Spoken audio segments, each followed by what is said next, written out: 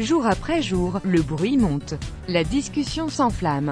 Manuel Neuer, dont le retour à la compétition se dessine, doit-il vraiment remplacer Sven Ulreich pour les matchs décisifs de la fin de saison?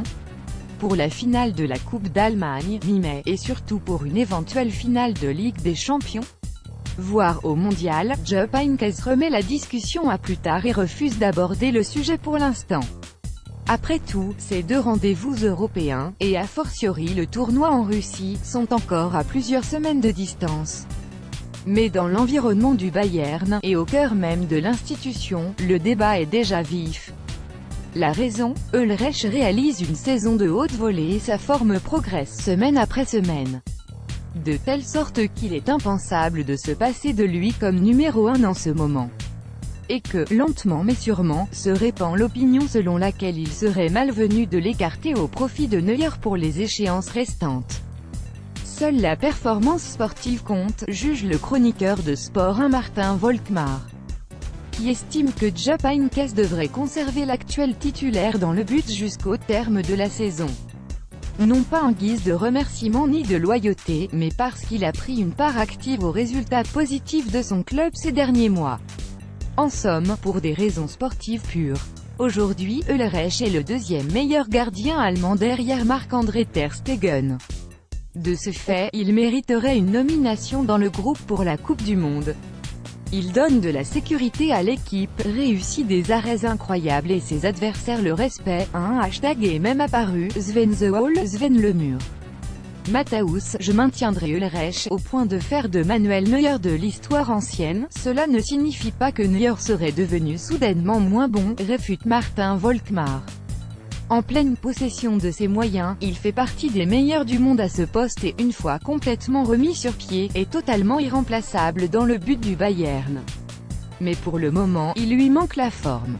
Ça ne réapparaît pas d'un seul coup après une demi-année de rééducation et 7 mois sans entraînement collectif. Les légendes du poste sont d'accord, de Bodo Illner, champion du monde 1990, à Oliver Kahn, vainqueur de la Ligue des Champions en 2001, en passant par le recordman de sélection en équipe d'Allemagne Lothar Matthaus. Chacun insiste sur la nécessité du rythme de la compétition et de la pratique au plus haut niveau.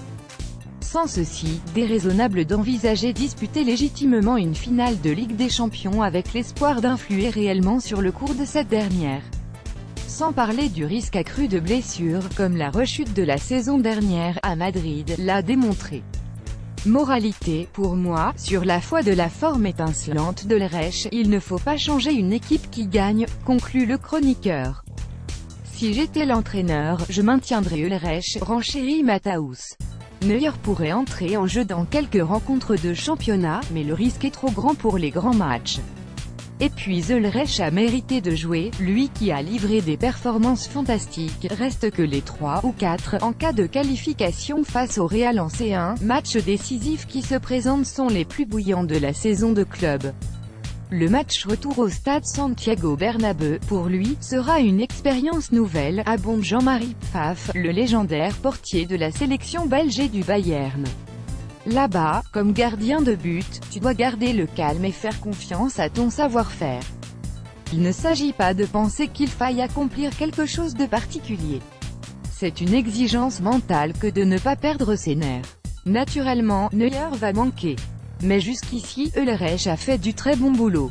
Il faut qu'il se prépare en connaissance de cause. Le danger, on le sait, vient des coups francs, des centres, et lorsqu'il aura le ballon, il devra calmer le jeu, jouer la montre. Surtout ne pas entretenir l'excitation. Sven Ulreich avec le Bayern Munich. Getty Images. Müller, l'homme de l'année. En matière d'expérience, Ulreich a trouvé un sacré mentor en la personne de son entraîneur. Jupp Heynckes a restauré chez lui une confiance largement abîmée. Le gardien de 29 ans explique même la hausse de son niveau et de ses performances directement par l'arrivée du septuagénaire comme coach, l'automne dernier. Heynckes m'accorde sa confiance et me redonne confiance en moi a été d'une importance gigantesque, explique-t-il. Carlo Ancelotti ne comptait pas sur moi, avait peu confiance en moi et communiquait peu.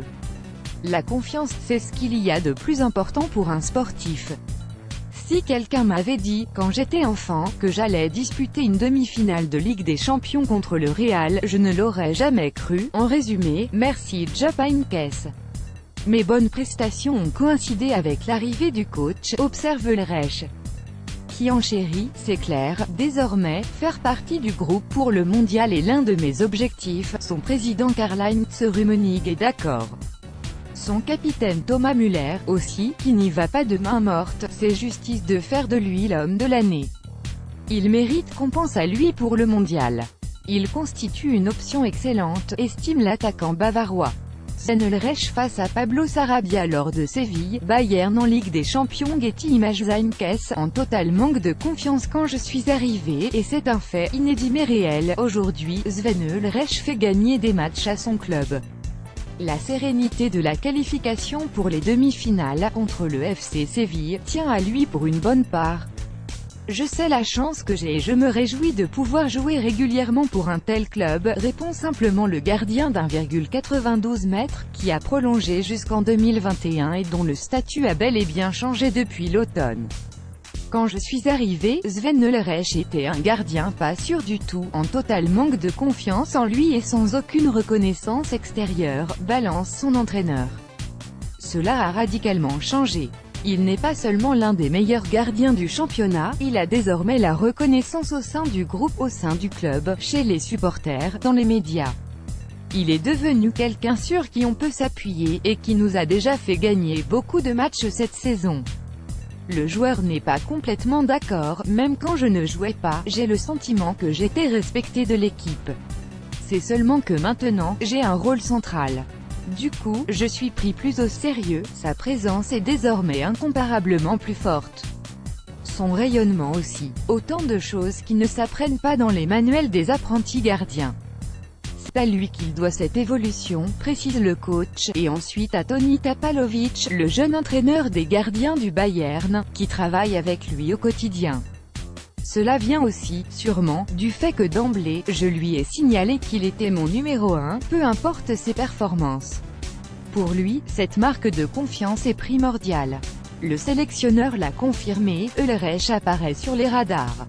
Il est particulièrement fort dans les 1 contre 1 et s'est également amélioré footballistiquement, précise-t-il. Ulreich touche en effet 35 ballons par match en moyenne et arrête régulièrement des pénaltys. Pas sûr, néanmoins, que Joachim Löw bouscule ses habitudes à ce poste, lui qui a jusqu'ici fait confiance, dans l'ordre, à Neuer, Ter Stegen, Leno et Trapp. Si Neuer retrouve la forme, Löw va déjà devoir laisser l'un de ces quatre-là à la maison cet été. Alors le verdict tombera le 15 mai. D'ici là, le Bayern aura rencontré 2 fois le Real Madrid. De quoi donner des mots de tête à Yogi. Jamais dans l'histoire de la Mannschaft de gardiens du même club n'ont participé à un mondial. Mais si Ulreich était artisan d'un triplé, le sélectionneur pourrait-il décemment se passer de lui?